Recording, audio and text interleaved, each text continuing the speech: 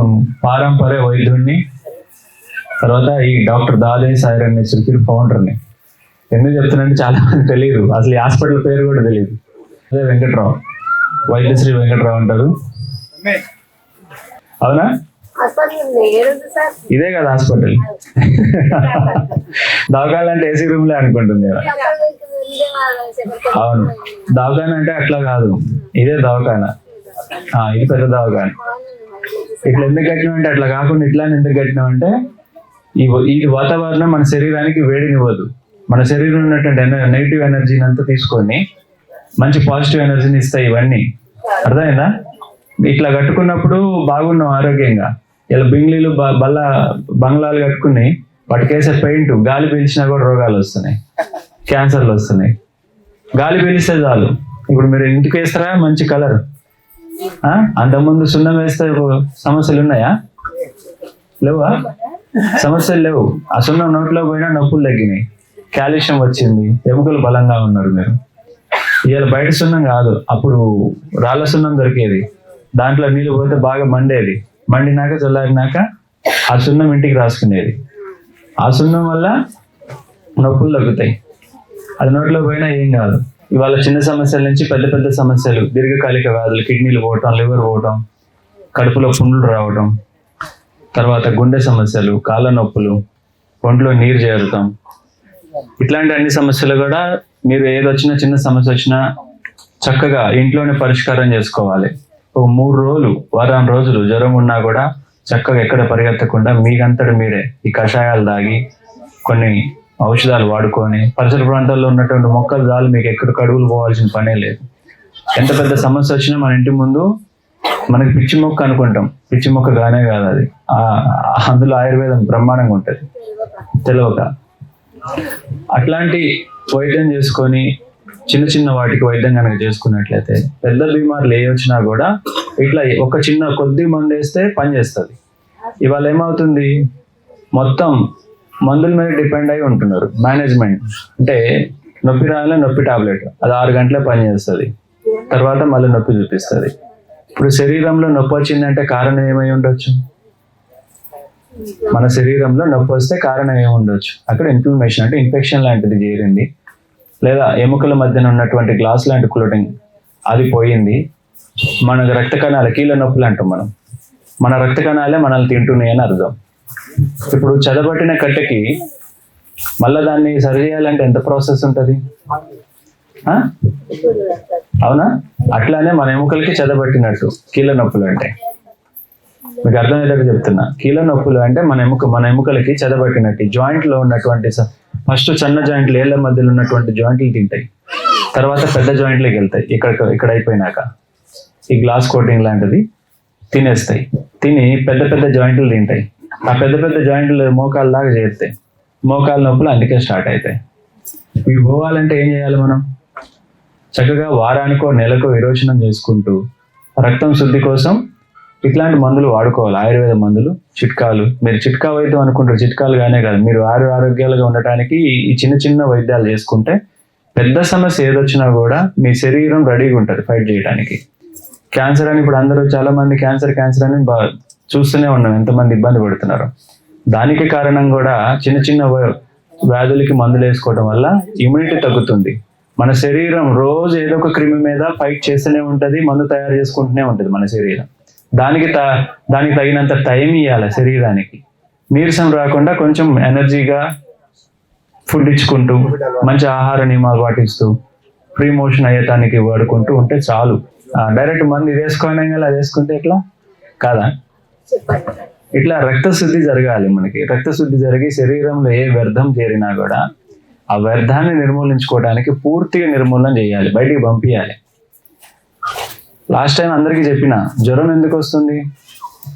మనం తిన్న ఆహారంలోనే, తాగే నీటిలోనో కలుషితమైనటువంటి బ్యాక్టీరియా ఇన్ఫెక్షన్స్ లోపల కడుపులోకి పోయి అవి జీర్ణ వ్యవస్థలోకి చేరి అవి రక్తంలో చేరినాక ఎక్కువ ఇన్ఫెక్షన్ వచ్చి వైరల్ ఇన్ఫెక్షన్గా, ఫీవర్గా, టైఫాయిడ్గా, మలేరియా మందులు వాడుతూ ఉంటారు. మీరు జ్వరం రాయలు ఏం చేస్తారంటే మన వాళ్ళు ధనియా కషాయమో, మిరియాల కషాయమో, వెల్లుల్లిపాయ కషాయం ఇవన్నీ వేసుకొని కషాయం లాగా చేసుకొని తాగుతారు.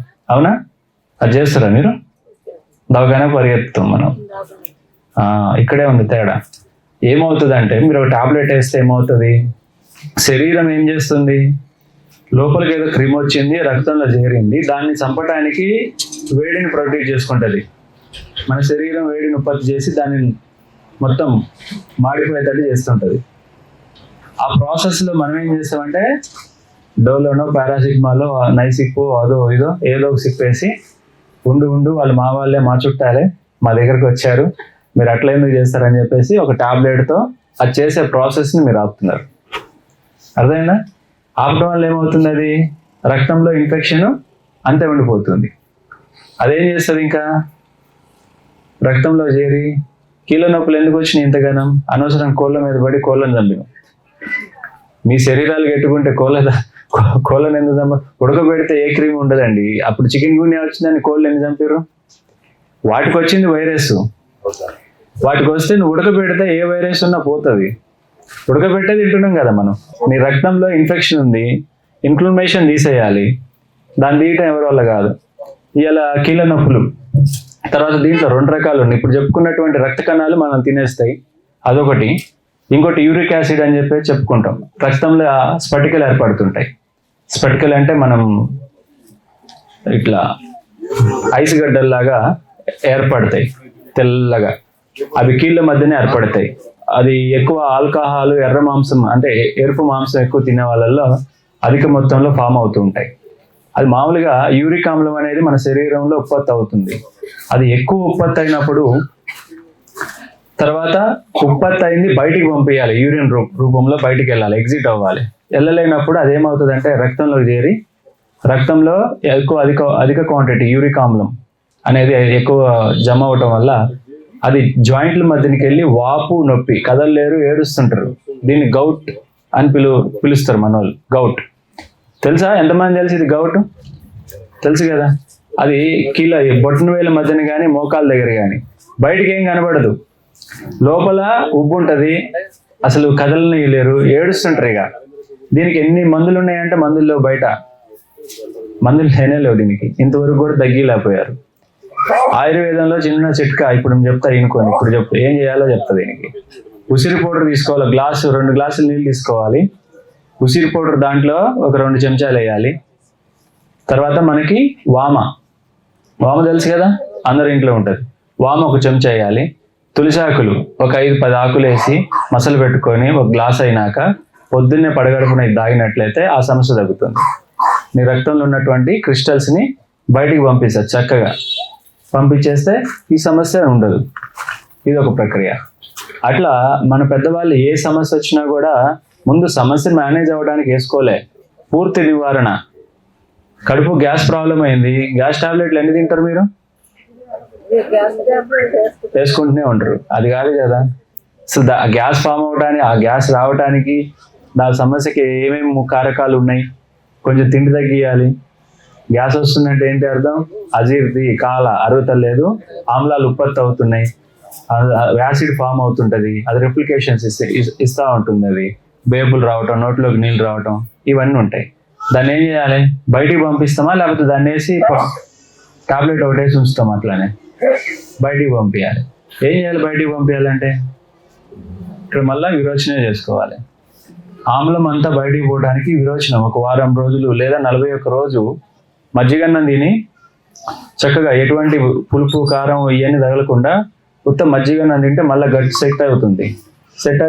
ఒక 40 రోజులు ఏం తినకుండా చక్కగా మజ్జిగన్నమే పాటిస్తే మీ గ్యాస్ట్రిక్ బలం తగ్గిపోతుంది.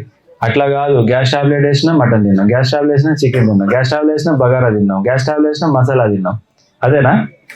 బాగానే ఉంది. నువ్వు టాబ్లెట్ వేసుకున్నాక నువ్వు బాగున్నావు అంటే నువ్వు నీ ఆరోగ్యవంతురాలు కాదు కదా.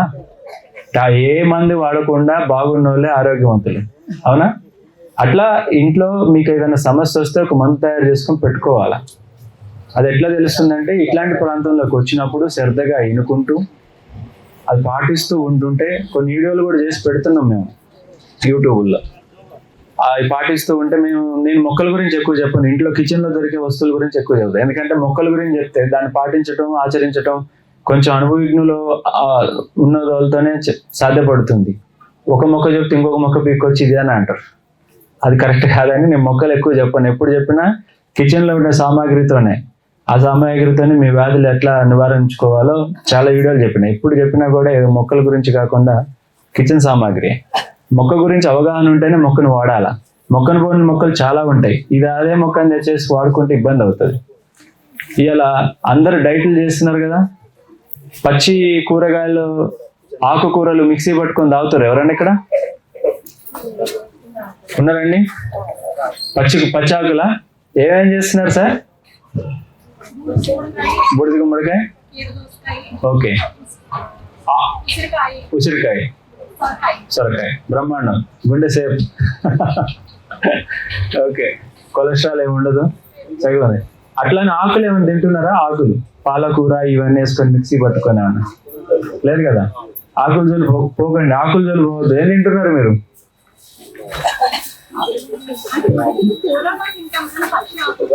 అది ఆ వెనకున్నాయన ఆకులు ఎట్లా తింటున్నారండి మీరు? జ్యూస్ తీసుకొని తాగుతున్నారా? ఒకసారి చెప్పండి ఏమేమి జ్యూస్ తాగుతున్నారు నాకు? పచ్చిదే వద్దండి, పచ్చి కూడా ఏది తినొద్దండి. పచ్చిగా ఉండే వాటిలో సైనైడ్ ఉంటుంది. పచ్చి ఆకులు, ఆకుపచ్చ ఆకులు అన్నిటిలోనూ ఒక విషపూరితమైనటువంటి పదార్థం ఉంటుంది. అందుకే మన వాళ్ళు దాన్ని ఉడకబెట్టుకొని తింటారు. పచ్చి ఆకుకూరలు ఏవైనా కానీ పచ్చి తింటే, చాలా మంది ఇప్పుడు జ్యూసులు తాగమని చెప్తున్నారు కదా, ఈ డైట్ అన్ని అసలు చేయకండి. అన్ని తినాలా, రాయించుకోవాలా, ఆరోగ్యంగా ఉండాలా. దానికి ఏం చేయాలా? అది ఆయుర్వేదం ఉంటుంది. ఇవాళ చాలా మంది ఆయుర్వేదం అంటే ఏంటో అర్థం కావట్లా. పొద్దున్న లేచి తినేది మొత్తం సాయంత్రం పడుకునే వరకు వాడేది ఆయుర్వేదం. ఆకుకూరలు ఆయుర్వేదం, కాయగూరలు ఆయుర్వేదం, అవునా? ఇవన్నీ ఆయుర్వేదం. ఈ దినబట్టే బతికినాం. ఇలా ఆయుర్వేదం అంటే చిన్న చూపు ఉంది చాలా మందికి. పొద్దున్న లేచి పడుకునేదాకా తినేది ఆయుర్వేదమే. సీజన్కి మన వాళ్ళు ఏమేమి కూరలు చేసుకునే వాళ్ళు తెలుసు కదా, మీకు తెలీదా? తెలుసు, ఎట్లా చెప్పమ్మా? ఎప్పుడెప్పుడు వండుకుంటావు మనం వంకాయ పుంటి కూరలు? రోజవ తీరు. అట్లా చలికాలంలో కొన్ని ఉంటాయి, వేసవి కాలంలో కొన్ని ఉంటాయి. ఇట్లా ఋతువును అనుసరించి కొన్ని వంటకాలు ఉంటాయి. నేను ఈసారి వచ్చినప్పుడు మొత్తం ఇక్కడ చాట్ ఒకటి రెడీ చేపిస్తాం. ఇట్లా సీజన్ వైజ్గా వచ్చే ఆహార పదార్థాలే తీసుకోవాలి ఎక్కువగా. ఏ సీజన్లో పండిన ఫ్రూట్స్ కానీ కూరగాయలు కానీ ఆ సీజన్లోనే తీసుకోవాలి. ఇలాంతా హైబ్రిడ్ వచ్చి ఇథనాల్ లేనటువంటి తింటున్నాం మనం. అట్లా తీసుకొని హైబ్రిడ్ వాడకండి. ఊర్లో వాళ్ళైనా కొంచెం ఆరోగ్యంగా తినండి. అంత హైబ్రిడ్ వాడుకొని ఇష్టాసారంగా అయిపోతుంది. మల్టీవిటమిన్ వేసుకుంటున్నారా? ఎంతమంది వేసుకుంటున్నారు మల్టీవిటమిన్? వేసుకుంటున్నారా సార్? గ్యాస్ ప్రాబ్లం ఏమైనా ఉందా మీకు? లేదు. మల్టీవిటమిన్ ఎన్ని నాలుగు నుంచి వాడుతున్నారు? కూర్చోండి చెప్తా. ఇప్పుడు మల్టీవిటమిన్ వేసుకుంటున్నారు కదా, మొన్న ఒక 2 వారాల క్రితం పేపర్ చూసారా మీరు? చూస్తే వేసుకోరు. అయితే మల్టీవిటమిన్ కానీ గ్యాస్ ప్రాబ్లం కానీ నొప్పుల టాబ్లెట్లు కానీ మొన్న ప్రభుత్వము డాక్టర్సే చెప్పారు, ఈ ఎక్కువ రోజులు వాడితే పెద్ద సమస్యలు ఏది వచ్చినా కూడా ఇవి పని చేస్తలేవు, దీర్ఘకాలికంగా వాడకూడదు. ఒక వారమో 10 రోజులు మీ సమస్య ఉంది, ఆ టైంలో వేసుకొని తర్వాత న్యాచురల్గా కృత్రిమంగా మీరు అసలు ఏది వాడకుండా సహజమైనటువంటి పదార్థాలు వాడుకొని శారీరక శ్రమ చేసుకుంటే మీకు అన్ని విటమిన్స్ వస్తాయండి.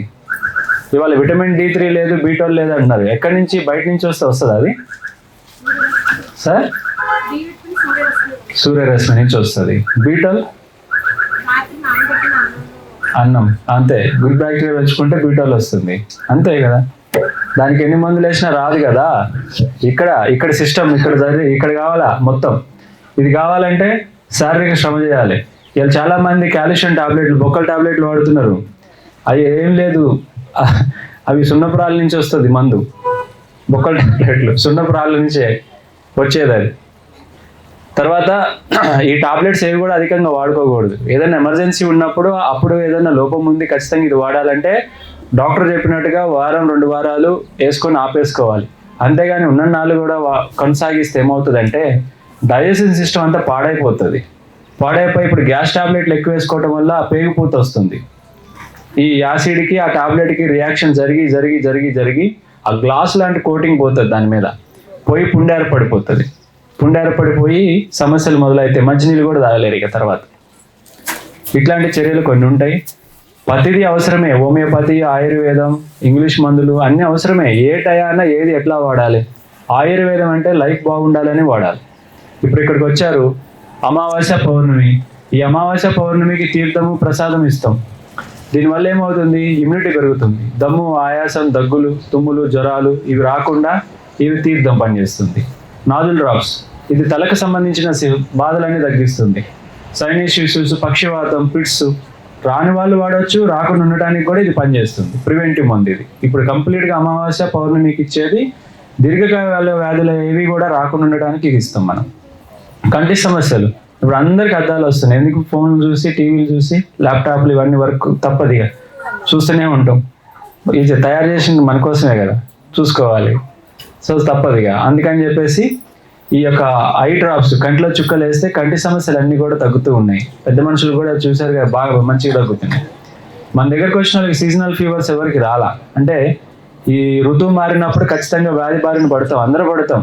దాన్ని పరిగెత్తుకుంటూ పోయి వైద్యం చేయాల్సిన అవసరం కొంచెం నిమ్మలంగా ఉండి దానికి ప్రథమ చికిత్సలు ఇంట్లోనే చేసుకుంటూ ఉంటే చక్కగా నివారణ అవుతుంది. మీరు ఎంత పరిగెత్తినా అది ఆ జలుబు వారంలో తగ్గుతుంది, జ్వరము 3 రోజుల్లో తగ్గుతుంది. అవునా? అంతకుముందు ఏం వాడినావు నువ్వు చిన్నప్పుడు? ఏం వాడలేవు కదా, తగ్గల జ్వరం? తగ్గింది కదా. నీ శరీరంలో మందు తయారు చేసుకునే శక్తి ఉంటుంది, దానికి టైం ఇవ్వాలి. అది ఫైట్ చేస్తూనే ఉంటుంది, రోజు ఫైట్ చేస్తుంది. అట్లా కాదని మనం పైనుంచి ఏదైనా ఇస్తుంటే దానికి కెమికలైజ్డ్ అవుతుంది బాడీ. కెమికలైజ్ ఆ న్యాచురల్ టెండెన్సీ పోతుంది, మందు తయారు చేసుకునే గుణం పోతుంది శరీరానికి. ఇది మందు తయారు చేసుకోవాలి కదా, చేసుకుంటుందా లేదా? ఎట్లా తెలిసి చేసుకుంటుందని మందు? మందులు తింటుంది అది కాదు, ఈ శరీరం మందు తయారు చేసుకుంటుందని ఎట్లా తెలుస్తుంది మనకి? చెప్పరా నేను సింపుల్. ఇప్పుడు మనకి ఏదైనా పడని వస్తువు లోపలికి విషతుల్యమైనటువంటిది కడుపులో పోతే ఏమవుతుంది? 1 వామిటింగ్ అన్న అవుతుంది, 2 విరోచన అన్న అవుతుంది. అవుతుందా అవదా? దాన్ని ఆపగొట్టు. అది ఒక సిగ్నల్, శరీరం తన పని తను చేసుకుంటుందని ఒక సిగ్నల్. విరోచనం అయింది, వామిటింగ్ అయింది అంటే వ్యర్థం ఏదో చేరింది కడుపులో, విషతుల్యమైనటువంటిది ఏదో వచ్చింది, అది పోవాలి. 1 వామిటింగ్ రూపంలోనే పోవాలి, 2 మోషన్ రూపంలోనే పోవాలి. దాన్ని ఆపొద్దు. ఆపితే అది మళ్ళీ రక్తంలో చేరుద్ది. శరీరం తన పని తను చేసుకోవడానికి ఈ 2 నిదర్శనం. వీటిని ఆపిర్రా లోపలికి డైరెక్ట్ రక్తంలోకి పోతుంది, అది శరీరం అంతా పాకిపోతుంది. అది శరీరం తన పని తను చేసుకుంటుంది. దానికి ఆ సపోర్ట్ సిస్టమ్ మనం ఇవ్వాలి. ఏది లోపం ఉందో అది ఇచ్చుకుంటూ రావాలి. శక్తిహీనంగా ఉన్నప్పుడు శక్తి వచ్చే పండ్ల జ్యూసులు ఇవన్నీ వాడతారు కదా, సాబ్దానాలు వాడతావా? ఇట్లా న్యాచురల్ వేలో దాన్ని ఆపుకోవాలి మోషన్కి. ఇలా మోషన్ వచ్చినా కూడా హాస్పిటల్ పరిగెడుతున్నాం మనం. మజ్జిగ తాగితే పోతుంది మోషన్, తెలుసా? మజ్జిగ సల్లా మజ్జిగ తాగితే మేము 10 సార్లు మోషన్కి ఇక్కడ ఒక టాబ్లెట్ ఇస్తాం, కొలెస్ట్రాల్ తగ్గడానికి, హార్ట్ బ్లాకేజెస్ పోవడానికి, వీటన్నిటికీ ఒక టాబ్లెట్ ఇస్తే 1 రోజులో కొలెస్ట్రాల్ తగ్గుద్ది మా దగ్గర. అది 10-20 సార్లు మోషన్ చేస్తుంది బాగా. మేము ఇచ్చేది మజ్జిగే. మజ్జిగ తాగితే మోషన్ ఆగుద్ది, మజ్జిగ తాగితే తగ్గిపోతుంది. 1 గ్లాస్ మజ్జిగ తాగితే తగ్గలేదనుకో, ఒక చిన్న నిమ్మకాయ పిండుకోండి, దాంట్లో నిమ్మకాయ పిండుకొని తగ్గుతుంది. మోషన్ అయినప్పుడు కడుపులో నొప్పి వస్తుంది కదా, దానికి అల్లం దంచేసుకొని నీళ్ళల్లో కషాయంలో తాగితే తగ్గిపోతుంది. లేదు జ్వరం అధికంగా ఉందనుకో, ఒళ్ళు వేడిగా ఉందనుకో, ధనియాలు దంచి కషాయంలో చేసుకొని తాగితే ఈ జ్వరం టాబ్లెట్ కన్నా స్పీడ్గా పనిచేస్తుంది. గంటలో జ్వరం మొత్తం బాడీ అంతా కూల్ అవుతుంది. ఇట్లాంటి చాలానే ఉన్నాయి ఆయుర్వేదంలో. ఇట్లా వాడుకుంటే దీర్ఘాయువు, అంటే ఆరోగ్యాలతోటి చల్లగా ఉంటాం. ఆరోగ్యాలు బాగున్నాయి అంటే అష్టైశ్వర్యాలు కూడా వస్తాయి. మీరు ఎక్కడికో వెళ్ళి హోమాలు, పూజలు, మొక్కుబడులు చేయాల్సిన పని లేదు. మీరు ఇంట్లో ఉండి చక్కగా ఆరోగ్యంగా ఉంటే చాలు, అన్నీ మీ దగ్గరికి వస్తాయి. మనం పూర్వం అదే నమ్మేవాళ్ళు, ఆరోగ్యంగా ఉండటానికే చేసేవాళ్ళు పని. ఇలా ఆరోగ్యం ఒకటి వదిలేసి అన్నీ చేస్తున్నారు. అవునా? ఆ యాత్రలు ఈ యాత్రలు తిరుగుతున్నారు. ప్రతి యాత్రలో అప్పుడు ఔషధమే ఉండేది. నమ్మకం కలిగించడానికే యాత్రలు పోయేవాళ్ళు, మనశ్శాంతి కోసం యాత్రలు పోయేవాళ్ళు. అవునా? మనశ్శాంతికి యాత్రలు తిరగాలి. ఎక్కడ ఏది మొక్కినా కూడా ఆరోగ్యం అన్నట్టు రాదు. ముందు నువ్వు చేయాల్సి, నువ్వు పాటించాలి, తెలుసుకోవాలి. పెద్ద మనుషులు అందరి దగ్గర నుంచే మేము నేర్చుకుంది వైద్యం. ఇయ్య లేదో నేను కొత్తగా కనిపెట్టింది లేదు. కాకపోతే కొన్ని మోడిఫికేషన్ మోడర్న్గా మార్చుకున్నాం. కానీ కొన్ని ఇప్పుడు మందులు పూర్వం 5,000 సంవత్సరాలు, ఇప్పుడు మనకి 2025 తెలుసు మనకి. అంతేనా 5,000 సంవత్సరాల క్రితమే మన వాళ్ళు గొప్ప గొప్ప ఔషధాలు, ఈ స్వర్ణబిందు ప్రాసన లాంటివి, కౌశప్ప మహర్షి కానీ, భోగర్ గురూజీ కానీ, వీళ్ళందరూ చాలా మహర్షులు ఉన్నారు. వీళ్ళందరూ వేల సంవత్సరాల క్రితం మంచి మంచి ఔషధాలు తయారు చేసి వజ్రంలాగా శరీరం ఉండటానికి వాళ్ళకి ఎలాంటి ఆహార నియమాలు అవన్నీ కూడా క్లుప్తంగా పెట్టి మనకు పోయినారు. కానీ వాళ్ళు అవన్నీ ఎవరు పాటిస్తలా. ఎందుకంటే మనం బిజీ. అవునా?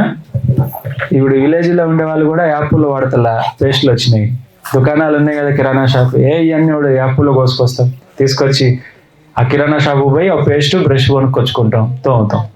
దానివల్ల ఇప్పుడు చాలా మంది సమస్యలు చెప్తూనే ఉన్నారు. చిన్న పిల్లలకు వాడితే దాంట్లో ఉన్నటువంటి కెమికల్ వల్ల ఆటిజం, ADHD సమస్యలు వస్తున్నాయని ఇప్పుడు మొత్తుకుంటున్నారు. అట్లా న్యాచురల్ సహజంగా మీ దినచర్య ఉండాలి. కానీ ఏదైనా కెమికలైజ్డ్ కాకూడదు. సబ్బులు వాడుతున్నారు, అంతకుముందు ఏది వాడారు? సబ్బుల తర్వాత ముందు మట్టి రుద్దిన మనిషి వేయాలా, సోపు రుద్దుతున్నావు, కాస్మోటిక్స్కి వచ్చినాను. అందులో ఉండేది యాసిడ్, సల్ఫ్యూరిక్ యాసిడ్ ఉంటుంది. అవునా? సబ్బులు తయారు చేయొచ్చు, కానీ ఆయిల్తోనే సబ్బును తయారు చేసుకోవచ్చు మనం. కొబ్బరి నూనె, కొన్ని నూనెలతోటి సబ్బు తయారు చేసుకుని ఇంట్లో అదే సల్ఫ్యూరిక్ యాసిడ్ వేసి తయారు చేసి, కానీ 15 రోజుల్లో డిజాల్వ్ అవుతుంది. కానీ బాగా తెల్లగా నిగారింపాలి, కంపెనీకి పేరు రావాలంటే ఆ యాసిడ్ లోపల ఎప్పుడు ఉండేలాగా ఇంకో కెమికల్ వేస్తారు. అదేం చేస్తుందంటే నిగారించడానికి చర్మం పైన ఉన్నటువంటి పొరను తినేస్తుంది. అది తెల్లగా కావాలిగా మరి, నువ్వు పైన పొరను తినేస్తూ ఉంటుంది అది. ఇప్పుడు చర్మ వ్యాధులు, స్కిన్ క్యాన్సర్ కూడా వస్తుంది ఇప్పుడు ఆ సబ్బుల వల్ల అని చెప్పేసి మళ్ళీ అది మళ్ళీ లేవనెత్తారు. ఇప్పుడు మీరు సున్నిపిండి వాడారు కదా, సున్నిపిండి వాడుకోర్రా స్థానాలు, అది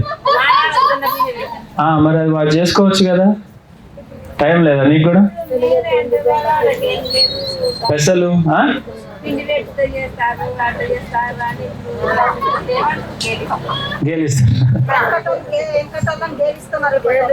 అదే తప్పు కదా. అప్పుడు గేలిచ్చిన వాళ్ళు ఏమవుతున్నారు? సంతానం లేదని హాస్పిటల్ చుట్టూ తిరుగుతున్నారు. ఇప్పుడు ఎంతమందికి పిల్లలు లేకుండా ఉంటారు తెలుసా? మస్తు.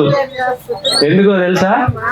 స్నానాలు చేసేటప్పుడు ఆ కెమికల్ అంతా కూడా ఈ స్త్రీలకు కానీ పురుషుడికి కానీ ఆ మర్మాంగం దగ్గర, ఏదైతే స్త్రీలకి వెజనల్ దగ్గర, పురుషుడికి అంగం దగ్గర పోతే పుండ్లు అవుతున్నాయి, చర్మం అంతా పొట్లు పడిపోతుంది. ఆ లోపల కెమికల్ ఆ సోప్ పెట్టి కడుక్కుంటే ఈ గైనిక్ సమస్యలు ఎక్కువ వస్తున్నాయి. తెలుసా? గేలిచ్చిరు కదా, చెప్పు ఈసారి. ఆ ప్రాంతంలో పుండ్లు అవుతాయి, చెడిపోతుంది మొత్తం, లోపల పోదా? ఇప్పుడు అంతకుముందు డెలివరీ అయితే ఏం చేసేవాళ్ళు? డెలివరీ అయితే పిల్లలు పుట్టినప్పుడు ఏం చేసేవాళ్ళమ్మా? వాయిలాగా తీసుకొచ్చి కాచి దాంతో ఆ స్త్రీ యొక్క మర్మం కడిగేవాళ్ళు. అవునా? ఆ వెజనల్ అంతా కడిగితే ఏ దోషం ఉండేది కాదు. దాంతోనే స్నానం చేయించేవాళ్ళు, మొత్తం క్రిములంట పోవడానికి. వాళ్ళకి అసలు ఆ రోజుల్లో వచ్చిందా గర్భసంచి దోషం? వచ్చిందా? రాలేదు. మరి ఇదంతా మంచి మూలిక రోడ్ల పైన పిచ్చిగా పెరుగుతుంది మనకి ఇక్కడ. దాంతోనే స్నానం చేయించేవాళ్ళు, దాంతోనే కడిగేవాళ్ళు. ఏ దోషం ఉండేది కాదు. ఉన్న రోజులు ఆ గర్భసంచి దోషం రాలే. ముసలితనం వచ్చినా కూడా పిల్లలు కన్నారు మన వాళ్ళు. ఇవాళ ఒక పిల్లగాడు పుట్టాలన్నా, ఒక పిల్లగాడు చక్కగా రావాలన్నా కూడా ఎన్నో హాస్పిటల్ దిగి ₹1,00,000 ఖర్చు పెట్టుకుంటే కానీ బయటికి రాలేకపోతున్నారు, అయితే లేరు. అది కారణాలు ఏంటి? ఇవన్నీ కదా. గేలిచ్చిన వాళ్ళకి చెప్పు ఈసారి, మేము వాడే చక్కగా ఎంత ఆరోగ్యంగా ఉన్నాం, మాకు ఏ దోషం లేదు, మేము 6 ఆరోగ్యాలతోటి ఉంటాం, బతికున్న నాళ్ళు ఉంటామని చెప్పండి. ఇట్లా చాలా వ్యాధులకి మన ఇంట్లో ఉన్నటువంటి ఔషధాలు బ్రహ్మాండంగా పనిచేస్తాయి. సరేనా? నమస్తే.